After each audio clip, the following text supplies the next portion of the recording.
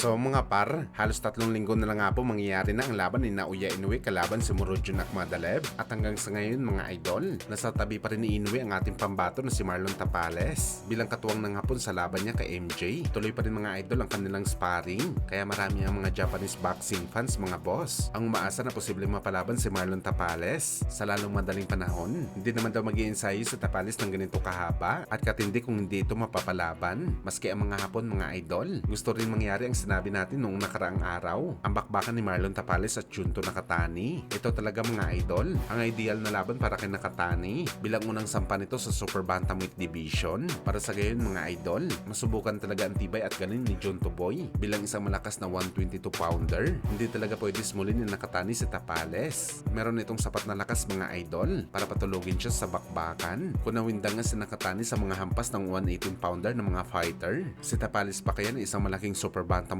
fighter. Nauna na rin sinabi ni Marlon Tapales mga idol na willing niya labanan si Nakatani sa kahit anong oras.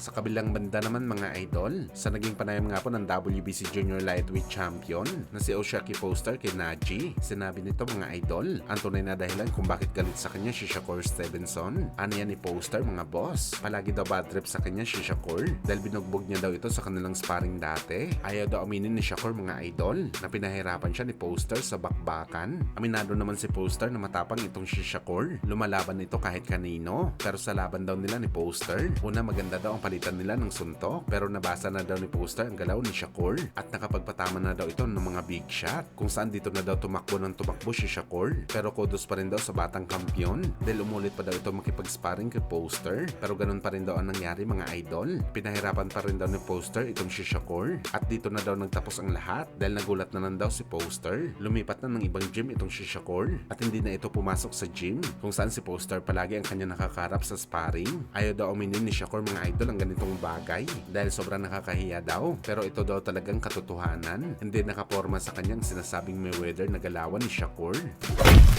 Sa kabilang banda naman mga idol, ang ating pambansang kamao Manny Pacquiao nakipag-face off at banatan sa sikat na NBA player na si Jaylen Brown. Masayang binisita mga idol ni Brown si Pacman sa kanyang bahay dito sa Pinas. Nag-courtesy call sa nag-iisang 8th Division Champion kung saan mga idol, nagpalitan ng signature line si Pacman at Brown. Gloves na may perma ang kay Pacman at sapatos naman na may perma ang kay Brown. Pero ang highlights talaga dito mga idol, bawat merong bumibisita na sikat kay Pacman, talagang nakipag-face off sa Pinoy legend na siya naman mga idol ang hindi pinalagpas ni Jaylen Brown.